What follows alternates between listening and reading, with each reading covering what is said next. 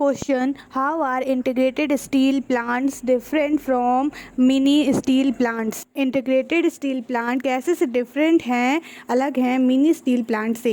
What problems does the industry face? ऐसी कौन सी problems है जो industry face करेगी?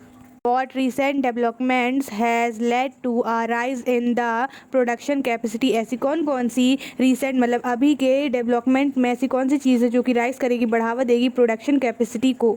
Answer: difference between integrated steel plants and mini steel plant. पहले तो हम देखेंगे क्या डिफरेंस है इंटीग्रेटेड स्टील प्लांट और मिनी स्टील प्लांट में। Integrated steel plants, first point, integrated steel plant have large plants. Integrated steel plants में जो है बहुत बड़े बड़े प्लांट्स रहते हैं। Mini steel plants, first point, these have smaller plant. इनमें जो है स्मॉलर प्लांट्स रहते हैं। Integrated steel plant, second point, it handles everything in one complex form, putting together raw material to steel making, rolling and shaping. Integrated steel plant में जो है ये handle करते हैं हर सब चीज़ को एक ही कॉम्प्लेक्स में। ये इसके रॉ मटेरियल जो है वो सब कुछ एक साथ डाल दिए जाते हैं स्टील को बनाने के लिए, रोलिंग और शेपिंग के लिए। Steel plant, second point, these have electric furnace. इनमें जो है इलेक्ट्रिक फर्नेस रहता है। Use steel scrap and sponge iron. इसमें स्टील स्क्रैप और फंजी आयरन का यूज़ होता है। They have re rollers that use steel ingots well. इसमें जो है री रोलर्स भी रहते हैं जो कि स्टील इनगेट्स को भी यूज़ करते हैं।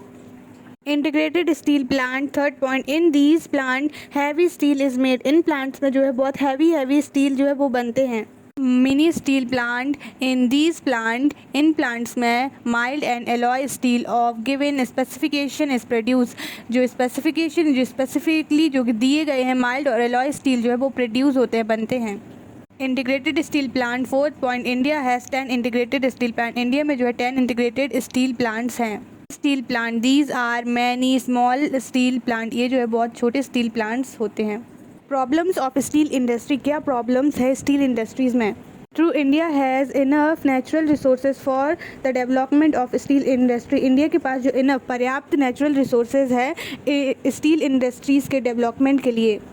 Still, the production of steel is not increasing as per the domestic demand. लेकिन फिर भी जितना डोमेस्टिक डिमांड है स्टील का उतना उसका प्रोडक्शन इंक्रीज़ नहीं हुआ है। Its main resources are lack of favorable capital investment in steel industry and delay in the implementation of new technology. इसके मेन रिसोर्सेज जो है वो कैपिटल इन्वेस्टमेंट जो है स्टील इंडस्ट्री में उसकी कमी होना और न्यू टेक्नोलॉजी को इम्प्लीमेंट करने में देरी होना, डिले करना। Along with these another resources are also responsible such as. इसी के साथ जो है दूसरे रिसोर्सेज रिस्पॉन्सिबल हैं, वो कुछ इस तरह से हैं। First, the Indian coal used in the steel making is low grade, which hinders the development of this industry. जो इंडियन कोल यूज़ होता है स्टील को बनाने के लिए वो बहुत लो ग्रेड रहता है। ये जो है हिंडर मतलब बाधा बना है इंडस्ट्री के डेवलपमेंट में। Second, irregular supply of electricity to steel plant and increased cost of produced steel due to higher rate of electricity have also troubled the progress of this industry. जो irregular supply है electricity का steel plant में और increase cost जो है steel के product में, क्योंकि जो हायर रेट है इलेक्ट्रिसिटी का वो एक ट्रबल परेशानी बन गया है इंडस्ट्री के प्रोग्रेस के लिए। Third, high price of main raw material, particularly imported scrap, is also responsible for less development of this industry. जो high price है raw material का वो भी responsible है इस industries के less development के लिए। Fourth, in this industry, in term of both raw material and finished good, bulky material is transport. Hence, due to this industry often face transport problem. ये industry में जो है दोनों रॉ मटेरियल और finished good दोनों जो है बहुत बड़े पैमाने पे ट्रांसपोर्ट किए जाते हैं, इसलिए जो है ये इंडस्ट्री को ट्रांसपोर्ट में भी प्रॉब्लम फेस करना पड़ता है।